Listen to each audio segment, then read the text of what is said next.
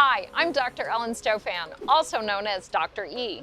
And I'm Thomas Serbook, and also known as Dr. Z. And we're here for another episode of Easy Science. Today, we're at the Stephen F. Udvar-Hazy Center in Chantilly, Virginia, which is the other part of the National Air and Space Museum. And this is one of my favorite places because we have things like the Space Shuttle Discovery, but we also have this exhibit, which has one of my favorite Mars landers. Thomas, do you know which lander this is? Yeah, it's Sojourner. You know, I remember it from The Martian. Pathfinder with the little Sojourner rover landed in 1997 on the surface of Mars. This stuff you see laying around the ground here is actually an airbag that helped it land safely on the surface. It literally landed like a bouncing ball. The airbag deflated, and then it could deploy the solar panels, and then this little Sojourner rover could come out and down onto the surface. The most exciting part, right, is to actually land there with something that can roll off. So this robotic mobility really set a path, literally, with Pathfinder and Sojourner to how we explore Mars today. It was followed by the Spirit and Opportunity rover and the Curiosity rover, because we realized to really explore the geology of Mars, we needed to get out there and move around. Just landing in one spot wasn't good enough. What's so amazing to me is how light it is. It's only 23 pounds, this entire vehicle. Yeah, and actually this mission really gave us some breakthrough science about Mars. We had known from orbital data that Mars had these huge channels carved into it that we thought were carved by water. But Pathfinder and the Sojourner rover really gave us the first evidence that the rocks at the surface showed a lot of signs of having been laid down and modified by water. That gives you the knowledge that it wasn't just an instant in time of water, that the water had to have persisted for tens of millions of years, if not hundreds of millions of years. And of course, it's that very insight that really has clarified many of the historic questions about Mars. You know, how 3.5 billion years ago did it become so different than the Earth? We're making a mission ready right now from 23 pounds or so of a rover to a little bit under 2,500 pounds, Mars 2020.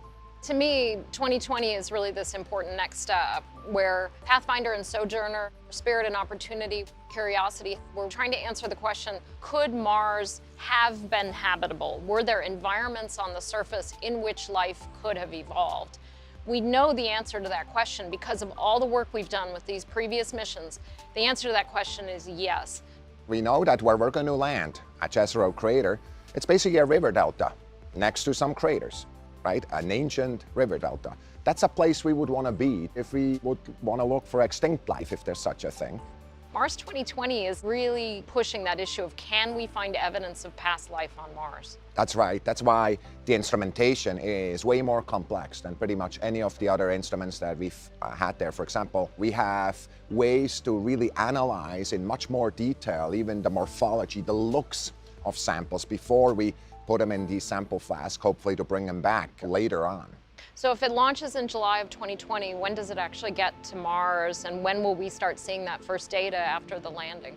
It's going to be there in February of the next year, 21, coming down, and pretty much within days we'll get the first data. What I'm really excited about is during entry, descent, and landing, we have way more cameras than we've ever had. We're going to see it go down, and we're going to see the look up too.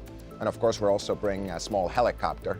Sojourner was record-breaking in its time, this little rover that was going to explore Mars.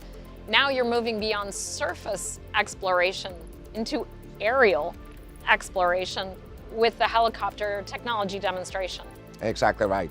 Close to 500 years after the death of Leonardo da Vinci, who actually made the first drawing of a helicopter, we're going to bring such a vehicle to a distant world. It will be the first controlled flight in a distant world.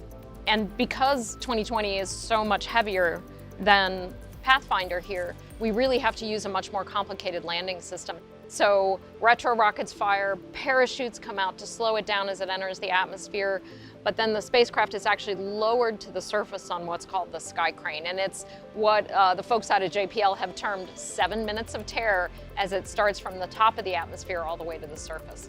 Exactly right. It's a very tough time to sit there until you hear from the surface that I'm okay. Risky time. It's 50% or so likelihood of success statistically for humanity to land or go to Mars.